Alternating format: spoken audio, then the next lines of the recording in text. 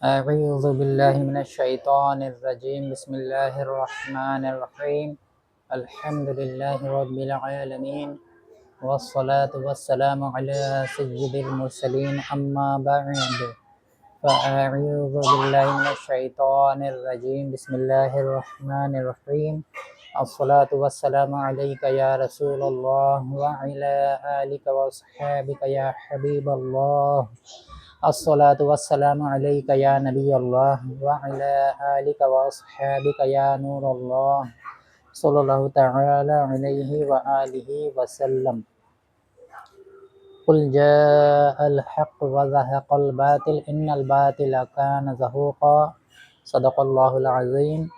اللہ تبارک و تعالیٰ قرآن پاک میں ارشاد فرماتا ہے، اے نبی آپ فرما دیجئے کہ حق آیا اور باطل مٹ گیا،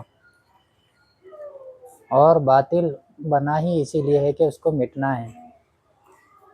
آج ایک ویڈیو دیکھنے کا اتفاق ہوا، جس ویڈیو میں ایک عالم دین جو جامعہ نظامیہ سے تعلق رکھتے ہیں، انہوں نے اپنے بیان میں عوام اہل سنت سے مخاطب ہو کر فرمایا کہ آپ جب کبھی قرآن پڑھیں تو ڈائریکٹ ترجمہ پڑھ کر اس کو سمجھنے کی کوشش نہ کریں، کسی سنی صحیح العقیدہ عالم دین کی زیر نگرانی میں قرآن پاک کو سمجھنے کی کوشش کریں، ورنہ آپ گمراہ ہو جائیں گے۔ تو یہ ویڈیو کو اور اس عالم دین کو روسٹ کرتے ہوئے ایک اہل حدیث نے ویڈیو بنائی اس پر، اور عوام اہل سنت اور بھولے بھالے مسلمانوں کو گمراہ کرنے کی ناپاک کوشش کی۔ اس اہل حدیث نے اس ویڈیو کا غلط معنی مفہوم لوگوں کے سامنے پیش کرنے کی کوشش کی، اور بتایا گیا کہ دیکھو جو مزارات اولیاء کی زیارت کرتے ہیں، فاتح نیاز کرتے ہیں، یہ لوگ کہہ رہے ہیں کہ قرآن کو اگر تم ڈائریکٹ پڑھو گے، براہ راست پڑھو گے تو گمراہ ہو جاؤ گے۔ تو اس نے کہا کہ قرآن تو ہدایت کا راستہ بتاتا ہے، غیر مسلم قرآن پڑھ کر ہدایت یافتہ ہو جاتے ہیں، اسلام میں داخل ہو جاتے ہیں، یہ کیسے ممکن ہے کہ قرآن پڑھ کے لوگ گمراہ ہو جاتے ہیں؟ تو دیکھیے یہ قرآن کو گمراہی کا راستہ بتا رہے ہیں، معاذ اللہ استغفر اللہ۔ تو اس نے غلط تاثر دینے کی عوام اہل سنت کا اور بھولے والے مسلمانوں کو اور اس کے جو بھی متبعین ہیں، ماننے والے ہیں، ان کے سامنے یہ بات رکھی۔ تو دیکھیے قرآن پاک میں اللہ تبارک تعالیٰ خود فرماتا ہے، یضل بہ کثیرا ویہدی بہ کثیرا وما یضل بہ الا الفاسقین۔ بہت سے لوگ اس کے ذریعے گمراہ ہوتے ہیں اور بہت سے لوگ اس کے ذریعے ہدایت یافتہ ہوتے ہیں، اور گمراہ وہی ہوتے ہیں جو فاسقین ہیں۔ اور یہ آیت قرآن پاک کے تعلق سے ہے کہ قرآن پڑھیں گے تو متن پڑھیں گے، عربی پڑھیں گے تو کوئی گمراہ نہیں ہوگا، مگر جب اس کا ترجمہ کریں گے تو بہت سے لوگ ترجمہ کرنے میں غلطی کیے اور ٹھوکر کھائے، جس کی وجہ سے انہوں نے غلط تراجم کیے، معاذ اللہ استغفر اللہ، اللہ کی شان میں بے ادبی گستاخی، رسول اللہ صلی اللہ علیہ وسلم کی شان میں بے ادبی گستاخی، یہاں تک کہ ایسے ایسے تراجم کیے گئے۔ اب آپ بتائیے جو نبی صلی اللہ علیہ وسلم کے لیے ترجمے میں یہ لفظ لکھے کہ نبی صلی اللہ علیہ وسلم پہلے گمراہ تھے، بھٹکے ہوئے تھے، معاذ اللہ استغفر اللہ، اللہ تبارک تعالیٰ نے آپ کو ایمان کیا ہے یہ پتہ نہیں تھا، اللہ تبارک تعالیٰ نے آپ کو ہدایت دی، تو آپ بتائیے ایسا نبی صلی اللہ علیہ وسلم کے بارے میں جو عقیدہ رکھے، کیا وہ شخص مسلمان رہے گا؟ تو یہ لوگ بھی قرآن پڑھ کے ہی اس کا غلط ترجمہ و معنی مفہوم کیے تو گمراہ ہوئے، نبی علیہ الصلوۃ والسلام کی گستاخی کر کر، اور اللہ تبارک و تعالیٰ کی ذات کے لیے مکر کا لفظ استعمال کریں کہ اللہ تبارک تعالیٰ مکر کرتا ہے، مکر یعنی فریب، دھوکہ، معاذ اللہ استغفر اللہ۔ تو اللہ تبارک تعالیٰ کے لیے ایسا لفظ استعمال کرنا جس کا معنی برے ہیں، تو ایسا معنی نبی اللہ تبارک تعالیٰ کی ذات کے لیے استعمال کرنا یہ بالکل شرعاً جائز نہیں ہے۔ تو معاذ اللہ، اللہ تبارک تعالیٰ کو یہاں پر دھوکے باز کہا گیا، چال باز کہا گیا، مکر فریب دینے والا کہا گیا، معاذ اللہ استغفر اللہ۔ تو ایسا ترجمہ کر کے یہ لوگ گمراہ بھی ہوئے، اور اپنے ماننے والے متبعین کو یہ لوگ ان کے ذریعے وہ لوگ بھی گمراہ ہوئے۔ تو جو عالم دین ہے جامعہ نظامیہ کے، جو بیان کرنے کا ان کا مقصد، جو سمجھانے کا مقصد تھا، وہ یہی کہنا چاہ رہے تھے کہ قرآن آپ پڑھیے، متن پڑھیے، بالکل آپ کو ثواب ملے گا۔ سورہ فاتحہ سے لے کے والناس تک پڑھیے، آپ کو ثواب ملے گا۔ قرآن متن پڑھ کے، عربی پڑھ کے کوئی گمراہ نہیں ہوتا، مگر جب ترجمہ آپ پڑھیں گے تو بہت سے لوگوں نے اس کے الگ الگ ترجمے کیے۔ قرآن عربی متن آپ کے پاس جو ہے وہ میرے پاس ہے، دنیا بھر میں ہر کسی کے پاس قرآن وہی ہے عربی، اس میں کوئی زیر زبر کا فرق نہیں ہے، مگر ترجمے میں آپ کو مختلف ترجمے ملیں گے۔ اسی مناسبت سے وہ عالم دین نے یہ بات رکھی کہ آپ جب کبھی قرآن پڑھیں، اس کو سمجھنے کی کوشش کریں تو خود سے سمجھنے کی کوشش نہ کریں، کسی ماہر عالم دین کی زیر نگرانی اس کو سمجھنے کی کوشش کریں، ورنہ آپ گمراہ ہو جائیں گے۔ تو یہاں اپنے لوگوں میں تو اتنی بھی تمیز نہیں ہے کہ کون سا ترجمہ پڑھنا ہے، کس کا ترجمہ پڑھنا ہے، سنی صحیح العقیدہ کون ہے، اتنی بھی تمیز نہیں ہے۔ آئے گئے بازار سے ترجمہ لے لیے، پڑھ لیے، کون سا ترجمہ گستاخانہ ہے، کون سا صحیح ترجمہ ہے، اتنی بھی اپنے میں تمیز نہیں ہے۔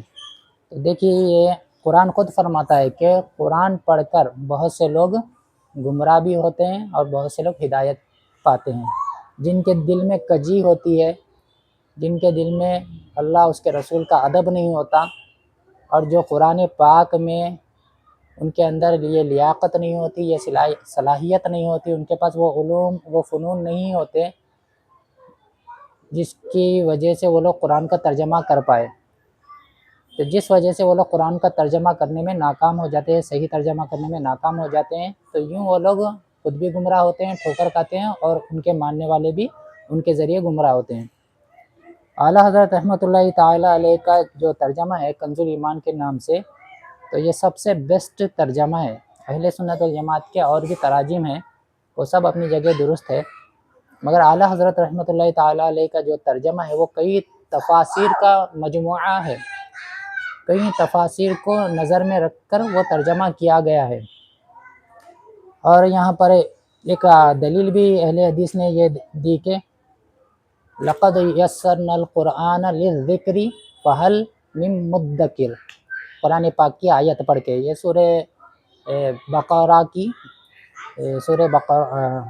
غالباً سورہ بقرہ کی آیت نمبر 26 ہے، اس کا آخری حصہ ہے یہ۔ تو اس میں اللہ تبارک و تعالی فرماتا ہے کہ ہم نے قرآن آسان کیا۔ تو یہ لوگوں نے کیا ترجمہ کیا؟ قرآن آسان کیا سمجھنے کے لیے، مگر اہل سنت والجماعت کے جو ہمارے امام ہیں، امام اہل سنت کے امام احمد رضا خان فاضلی بریلوی رحمۃ اللہ تعالیٰ علیہ، اور دیگر جو علماء ہیں ہمارے جنہوں نے قرآن پاک کا ترجمہ کیا، انہوں نے ترجمہ کیا ہے کہ قرآن یاد کرنے کے لیے آسان ہے، سمجھنے کے لیے نہیں، یاد کرنے کے لیے۔ اس لیے دیکھیے آپ، صحابہ اکرام عربی زبان کے ماہر تھے، مگر انہوں نے قرآن خود سے سمجھنے کی کوشش نہیں کی۔ قرآن پاک میں بہت سی آیتیں ایسی ہیں جس کو سمجھنے کے لیے صحابہ اکرام نبی صلی اللہ علیہ وسلم کے پاس جاتے تھے، اس کا مطلب کیا ہے، مفہوم کیا ہے، حالانکہ نص موجود تھی، مگر اس میں سمجھنے کے لیے صحابہ اکرام نبی صلی اللہ علیہ وسلم کی بارگاہ میں جاتے تھے، پھر نبی صلی اللہ علیہ وسلم جب مفہوم معنی کو واضح کرتے تھے تو صحابہ اکرام اس کو سمجھتے تھے۔ تو ہم تو عربی بھی نہیں ہیں، تو ہم قرآن ڈائریکٹ پڑھ کر اس کو کیسے صحیح سمجھ سکتے ہیں؟ تو قرآن سمجھنے کے لیے ایکسپرٹ کی ضرورت ہے، ماہرین کی ضرورت ہے، جو قرآن کے ایکسپرٹ ہے، قرآن کو، عربی متن کو اچھے سے سمجھنے والے ہیں، ان کے علوم سے واقف ہے، ایک لفظ کے کتنے معنی نکلتے ہیں، اور یہاں پر کون سا معنی مراد لیا جائے، یہاں پر کون سا معنی یہاں پر بیان کیا جائے، کون سا معنی یہاں پر ترجمے میں استعمال کیا جائے، تو یہ بڑے بڑے جو اکابر جو علماء ہیں یہ ان کا کام ہے۔ تو ان لوگوں میں تو کوئی عالم دور دور تک تو ہوتا نہیں ہے، جس کی وجہ سے یہ لوگ تھوڑی بہت عربی پڑھنا سیکھ لیتے ہیں اور ترجمہ کر دیتے ہیں، اور جس کی وجہ سے یہ لوگ خود بھی گمراہ ہوتے ہیں اور دوسروں کو بھی گمراہ کرتے ہیں۔ اہل حدیث وہابیوں میں جو مشہور جو ترجمہ ہے، یہ محمد جوناگڑھی کا یہ لوگ ترجمہ پڑھتے ہیں، جو سعودی عرب میں حاجیوں میں حاجی جو حج کرتے ہیں ان کو فری تقسیم کیا جاتا ہے۔ اب دیکھیے محمد جوناگڑھی نے قرآن پاک کا جو ترجمہ کیا وہاں پر اس نے کیسی ٹھوکر کھائی ہے۔ سورہ دوحہ ہے، آیت نمبر 7 ہے، بسم اللہ الرحمن الرحیم وَوَجَدَكَ ضَالًّا فَہَدَىٰ۔ اب اس آیت کا محمد جوناگڑھی نے کیا ترجمہ کیا؟ یہ نبی علیہ السلام سے مخاطب ہو کر اللہ تبارک تعالیٰ فرماتا ہے، ترجمہ کیا کیا گیا یہاں پر، اور تجھے راہ بھلا پا کر راہ نہ دی، یعنی کہ نبی صلی اللہ علیہ وسلم پہلے راہ پر نہیں تھے، بھٹکے ہوئے تھے، معاذ اللہ استغفر اللہ، تو اللہ تبارک تعالیٰ نے وحی کے ذریعے آپ کو راہ دی، اطلاع دی کہ یہ درست راستہ ہے، معاذ اللہ استغفر اللہ۔ اب یہ دیکھیے جو نبی صلی اللہ علیہ وسلم کو راہ سے بھٹکا ہوا کہے، کیا وہ مسلمان ہو سکتا؟ تو ایسے تراجم کو پڑھنے سے علماء اہل سنت نے منع کیا کہ آپ خود سے آپ ترجمہ نہ پڑھنا جائے، نہ خود سے اس کو سمجھنے جائے قرآن پاک کو، کہیں ایسا نہ ہو کہ آپ گمراہ ہو جائے۔ اب اس کا صحیح ترجمہ کیا ہے؟ اور پایا تمہیں مت والا تو اپنی راہ دے دی، سبحان اللہ، کیا ترجمہ ہے اس کا؟ اور پایا تمہیں مت والا تو اپنی راہ دے دی۔ اب دیکھیے اس عربی لغت میں مت والا کے معنی محبت میں سرشار، ڈوبا ہوا، نبی صلی اللہ علیہ وسلم اللہ کی محبت میں سرشار تھے، ڈوبے ہوئے تھے، تو اللہ تبارک تعالیٰ نے آپ کو اپنی محبت میں سرشار پایا تو اپنی طرف راہ دی وحی کے ذریعے۔ مخمور، اور اس پتھر کو بھی متوالا کہا جاتا ہے جو دشمن کے دفاع کرنے کے لیے قلعے کی دیوار سے لٹکایا جاتا ہے۔ یہ نسیم اللغات صفحہ نمبر 866 سے میں نے یہ حوالہ دیا۔ محمد جوناگڑھی کا اور ایک قرآن پاک کی آیت ہے، دیکھیں سورہ فتح آیت نمبر 2 میں ارشاد باری تعالی ہے، لِيَغْفِرَ لَكَ اللَّهُ مَا تَقَدَّمَ مِن ذَنبِكَ وَمَا تَأَخَّرَ۔ اب یہ محمد جوناگڑھی صاحب نے حضور نبی کریم صلی اللہ علیہ وسلم کی جانب گناہوں کی نسبت کی، معاذ اللہ استغفر اللہ۔ ترجمہ کیا کیا گیا ہے اس کا؟ اب دیکھیے آپ، تاکہ جو کچھ تیرے گناہ آگے ہوئے، معاذ اللہ استغفر اللہ، نبی صلی اللہ علیہ وسلم کے جو کچھ گناہ آگے ہوئے اور جو پیچھے، سب کو اللہ تعالی معاف فرمائے، معاذ اللہ، 100 کروڑ بار معاذ اللہ استغفر اللہ۔ یہ نبی صلی اللہ علیہ وسلم کی جانب یہ گناہوں کی نسبت کی گئی، نبی صلی اللہ علیہ وسلم کو گناہ گار کہا گیا، معاذ اللہ، کہ آپ بھی پہلے گناہ گار تھے، معاذ اللہ۔ اللہ تبارک تعالیٰ آپ سے مخاطب ہو کر فرما رہا ہے، معاذ اللہ، کیا فرما رہا ہے؟ جو ان کا ترجمہ ہے، تاکہ جو کچھ تیرے گناہ آگے ہوئے اور جو پیچھے، سب کو اللہ تعالی معاف فرمائے، معاذ اللہ استغفر اللہ۔ اب بولیے آپ نبی صلی اللہ علیہ وسلم کی طرف جو گناہوں کی نسبت کرے، نبی صلی اللہ علیہ وسلم کو جو گناہ گار کہے، معاذ اللہ استغفر اللہ، کیا ایسا شخص مسلمان رہتا ہے؟ معاذ اللہ نہیں رہتا۔ اب اس کا صحیح ترجمہ کیا ہے؟ اللہ تمہارے سبب سے گناہ بخشے، تمہارے اگلوں کے اور تمہارے پچھلوں کے، سبحان اللہ۔ کیا ترجمہ ہے صحیح ترجمہ؟ اللہ تبارک تعالیٰ نبی کریم صلی اللہ علیہ وسلم کے ذریعے اگلوں کے اور پچھلوں کے گناہ بخشے، سبحان اللہ، یہ صحیح ترجمہ ہے۔ تو بہت سی ایسی مثالیں ہیں جس وجہ سے علماء اہل سنت نے بد مذہبوں کے، جیسے کہ اہل حدیث، وہابی، دیوبندی، جتنے بھی بد مذہب ہے، گمراہ فرقے ہیں، ان کا ترجمہ پڑھنے سے یا ان کی تقریر سننے سے، ان کی کتابیں پڑھنے سے سخت منع فرمائے۔ اس کی اصل وجہ یہی ہے کہ انہوں نے قرآن و حدیث کا ریفرنس دے کر، معاذ اللہ استغفر اللہ، وہاں پر اللہ، اس کے رسول کی اور اللہ والوں کی وہاں پر انہوں نے گستاخی کی، اور جو آیتیں بتوں کی مذمت میں نازل ہوئی، کفار کی مذمت میں نازل ہوئی، وہ آیتیں انہوں نے اولیاء اکرام پہ چسپاں کی، انبیاء اکرام پہ چسپاں کی، معاذ اللہ استغفر اللہ۔ جہاں پر بتوں کو کمزور بتایا گیا، بے بس بتایا گیا، تو وہ بتوں کی مذمت میں جو آیتیں نازل ہوئی، تو وہ آیتیں انبیاء اکرام، اولیاء اکرام پہ انہوں نے چسپاں کی اور بتایا کہ معاذ اللہ استغفر اللہ، یہ کچھ دے نہیں سکتے، ان پر اگر ایک مکھی بھی بیٹھ جائے تو یہ اپنے ناک پر بیٹھی ہوئی مکھی بھی نہیں اڑا سکتے، معاذ اللہ، یہ تو یہ بتوں کی وہاں پر لاچاری بے بسی بتائی گئی تھی، اور وہ آیت بتوں کی مذمت میں جو آیت نازل ہوئی وہ انبیاء پر اولیاء پر یہ لوگ چسپاں کرتے ہیں۔ عام مسلمان جو دین سے دور ہے وہ کیسے یہ لوگ کی دھوکے بازیوں کو سمجھ سکے گا؟ نہیں سمجھ سکے گا۔ کیوں؟ وہ لوگ بھی قرآن کا حوالہ دیں گے، حدیث کا حوالہ دیں گے، تو عام مسلمان ٹھیلا بنڈی ڈکلنے والا کاروبار مزدور ٹائپ کا آدمی کیسے فیصلہ کرے گا کہ بھائی کون قرآن حدیث کے مطابق صحیح ہم کو رہنمائی کر رہا ہے، یا قرآن حدیث کا نام لے کر کون ہم کو گمراہ کر رہا ہے؟ تو دیکھیے اہل حدیث لوگ کیسے لوگوں کو گمراہ کرتے ہیں قرآن حدیث کا نام لے کر، معاذ اللہ استغفر اللہ۔ قرآن پڑھ کر بھی لوگ گمراہ ہوتے ہیں۔ جب ترجمہ جو رہتا ہے نا، ترجمے میں غلطی ہوتی ہے، ترجمے میں ٹھوکر کھاتے ہیں، گستاخانہ ترجمہ کرتے ہیں تو خود بھی گمراہ ہوتے ہیں اور دوسروں کو بھی گمراہ کرتے ہیں۔ اسلام میں جو سب سے پہلے جو فرقہ وجود میں آیا، خارجی فرقہ، اب جتنے بھی فرقے بنے نا وہ قرآن و حدیث کے نام پر ہی بنے ہیں۔ اللہ کے نبی صلی اللہ علیہ وسلم فرمائے تفترق امتی علی 73 ملۃ کلہم فی النار الا ملۃ واحدہ، میری یہ امت 73 فرقوں میں تقسیم ہو جائے گی، ماں سوا ایک کے سب جہنم میں جائیں گے، الا ملۃ واحدہ، سوائے ایک کے، ایک ہی جماعت ہوگی جو جنت میں جائے گی، باقی سب کے سب جہنم میں جائیں گے۔ اب وہ جہنم میں کیوں جائیں گے؟ ان کی عقیدے کی خرابی کی وجہ سے، ان کا عقیدہ کفریہ ہوگا، اور ایسے وہ لوگ دین سے نکل جائیں گے جیسے تیر شکار سے پار ہو جاتا ہے۔ کبھی وہ لوگ کو توبہ کی توفیق نصیب نہیں ہوگی، توبہ نہیں کریں گے اپنے کفریات سے، اپنے گستاخیوں سے، اور اسی گمراہیوں میں بھٹکتے وہ لوگ کی موت آ جائے گی، ویسے ہی وہ لوگ دنیا سے چلے جائیں گے، کبھی توبہ کی توفیق نہیں ملیں گے اور ہمیشہ ہمیشہ جہنم میں رہیں گے۔ تو آپ بتائیے ان کا کلمہ پڑھنا ان کو کیا کام آیا؟ نماز پڑھنا کیا کام آیا؟ روزہ، نماز، حج کچھ کام نہیں آیا۔ کیوں؟ وہ اللہ اس کے رسول کے گستاخ تھے، معاذ اللہ استغفر اللہ۔ نبیوں کو مجبور، اولیاء کرام کو مجبور قرار دینے والے، معاذ اللہ، کہ ان کو کسی چیز کا اختیار نہیں، نبی ہماری طرح بشر ہے، معاذ اللہ، نبی کی تعظیم ایسے کرو جیسے بڑے بھائی کی کرتے ہو، معاذ اللہ استغفر اللہ۔ نبی اپنے قوم میں ایسے ہوتا ہے جیسا گاؤں میں چودھری ہوتا ہے، معاذ اللہ۔ یہ نبی صلی اللہ علیہ وسلم کے بارے میں یہ کتابوں میں لکھا بھی گیا ہے، معاذ اللہ استغفر اللہ۔ جو نبی کو ہماری طرح عام انسان کی طرح مانے، معاذ اللہ استغفر اللہ، وہ بولیے آپ کیسے مسلمان ہو سکتا ہے وہ؟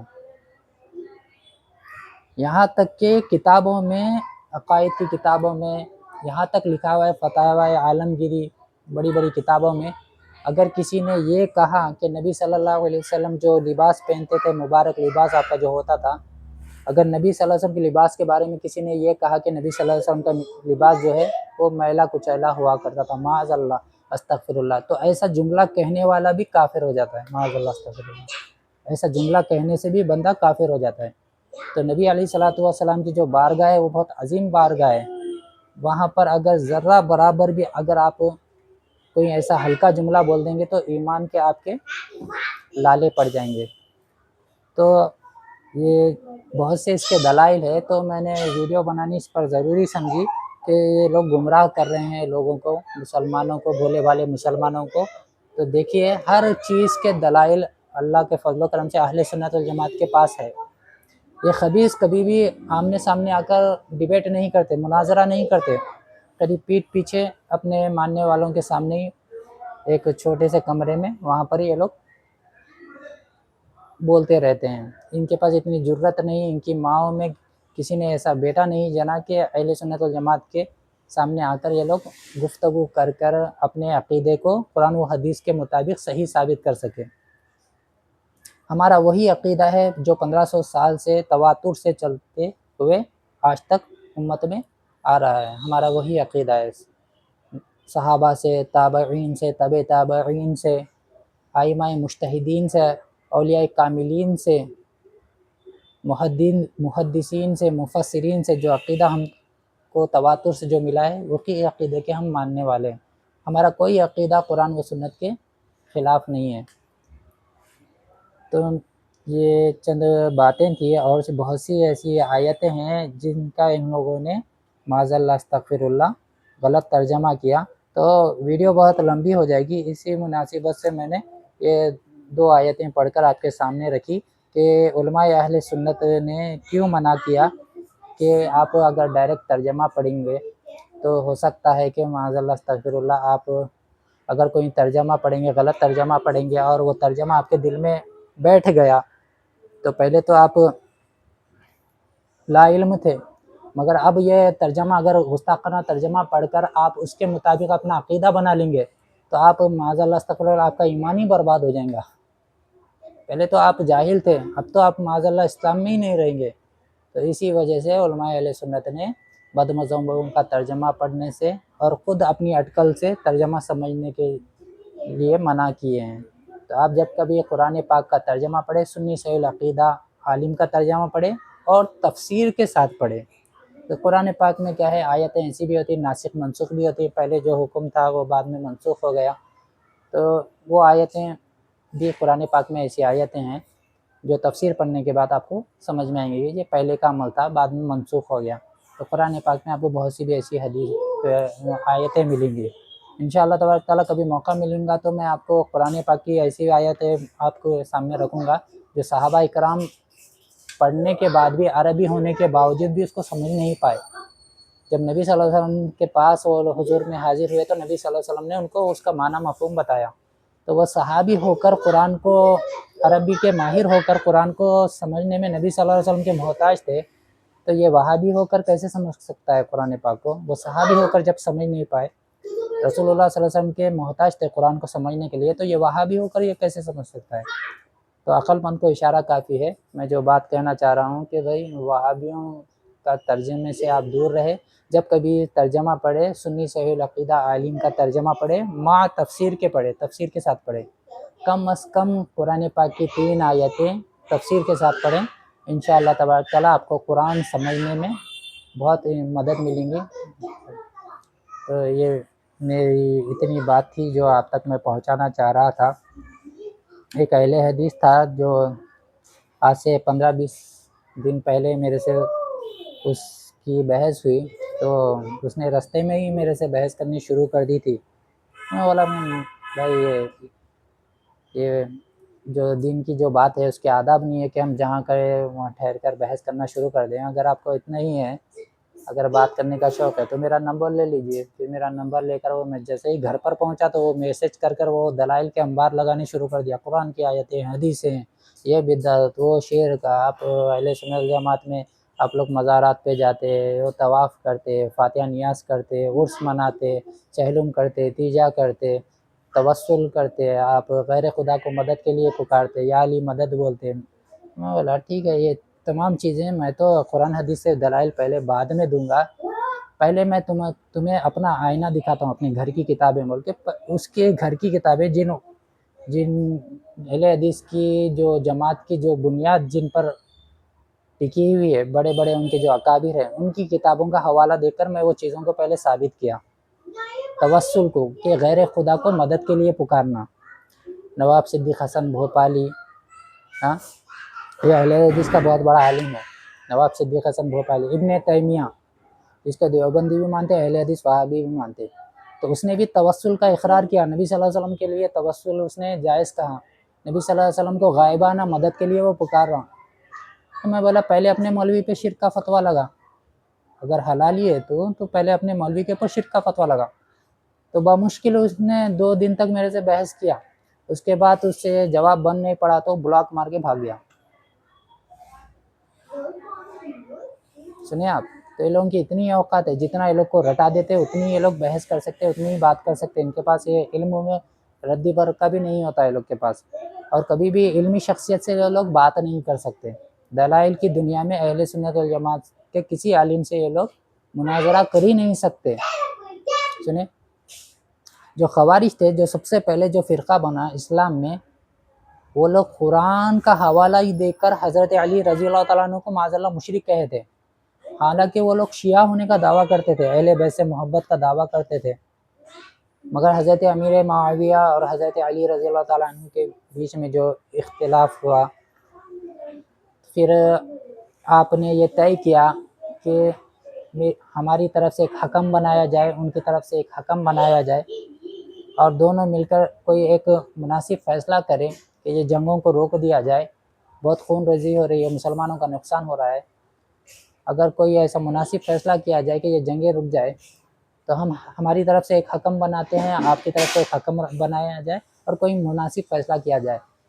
اب جب یہ رائے دونوں طرف سے طے ہوئی، حضرت امیر معاویہ رضی اللہ تعالیٰ عنہ کی طرف سے، حضرت علی رضی اللہ تعالیٰ عنہ کی طرف سے، تو حضرت علی رضی اللہ تعالیٰ عنہ کی جماعت میں سے ایک ٹولہ نکلا جو محب علی کا دعویٰ کرتا تھا، حضرت علی سے محبت کا دعویٰ کرتا تھا، اہل بیت سے محبت کا دعویٰ کرتا تھا۔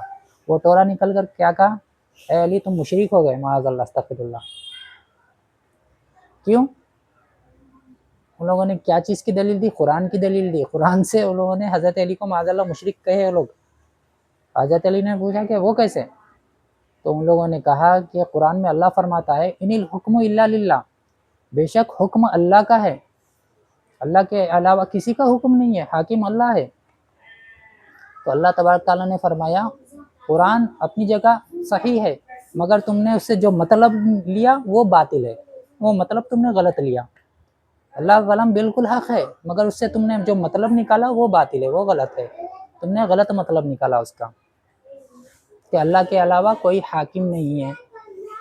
اگر اللہ کے علاوہ کوئی حکم بنایا جائے، کسی کو حکم بنایا جائے تو وہ مشرک ہے، یہ تم نے باطل، یہ تم نے اس سے نتیجہ نکالا۔